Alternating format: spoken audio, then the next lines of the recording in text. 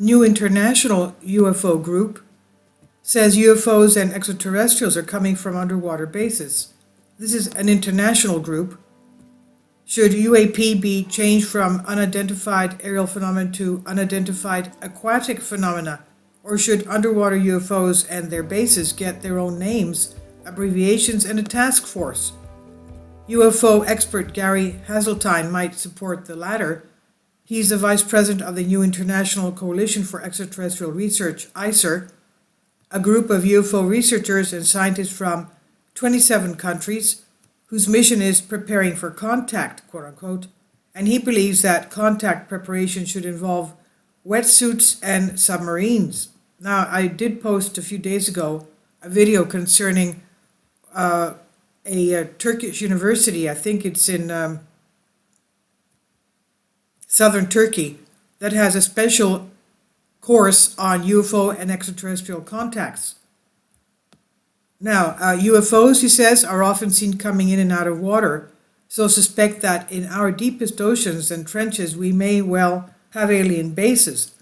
That sounds crazy, but if you think about it, we only know 5% of ocean, and we know more about the surface of the moon or Mars than our own oceans. So that would seem to me why UFOs are seen regularly coming in and out of the water. Good point. Although Heseltine's most famous investigation involved the non-water UFO event at Rendlesham Forest, Suffolk, of 1980 in England, Heseltine has the credentials for his position at ICER.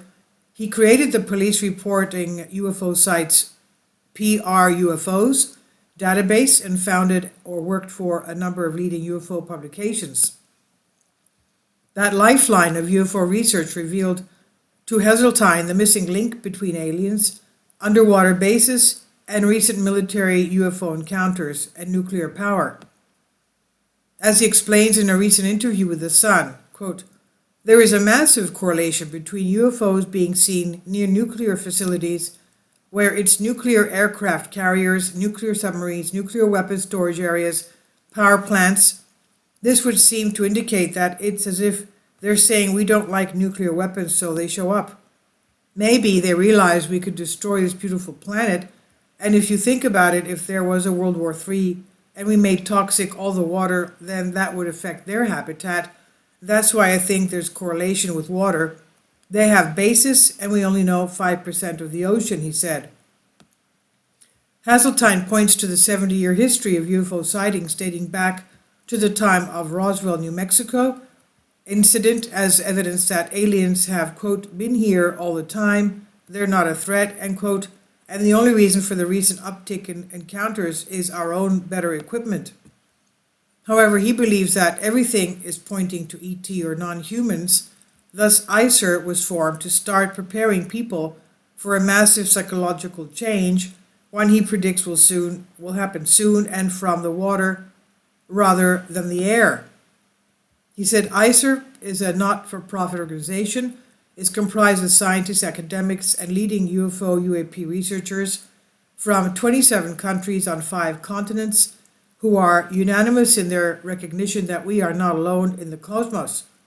Based on more than 75 years of research, ICER acknowledges that the UFO UAP phenomenon is real, it acts with intelligence, and is likely to be extraterrestrial and non-human in origin. The members list of ICER is a who's who of international UFO researchers. President Dr. Roberto Pinotti is the founder of Italy's Centro Ufologico Nazionale, former editor of its UFO magazine, and has organized more than 100 national and international UFO conferences. U.S. Representative Donald R. Schmidt is a co-founder of the International UFO Museum and Research Center in Roswell, New Mexico, and former co-director of the J. Allen Hynek Center for UFO Studies in Chicago. Professor Lachezar Filipov of Bulgaria is a space astrophysicist and astronaut trainer. Dr. Eamon Ansbro of the Republic of Ireland is an astronomer. And the list goes on and on. Gary Hazeltine is certainly correct about the many UFO sightings around nuclear facilities, which many believe are aliens monitoring to make sure we don't destroy ourselves and the planet. And there have been instances of UFO sightings at nuclear missile sites prior to their mysterious shutdowns.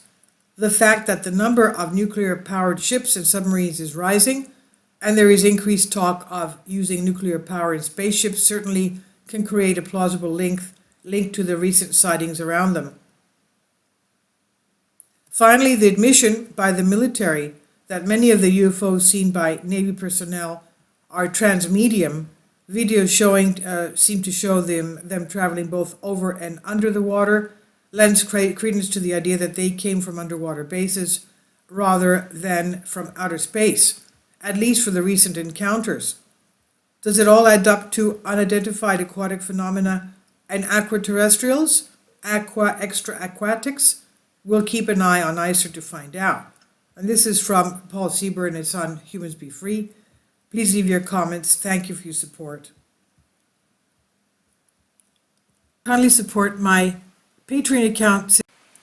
The daily posts are 5 videos daily, and they are totally different from what I have on my YouTube channel. Thank you so much for your support and that you find all my content so interesting. You'll find the Patreon account details in the description box below.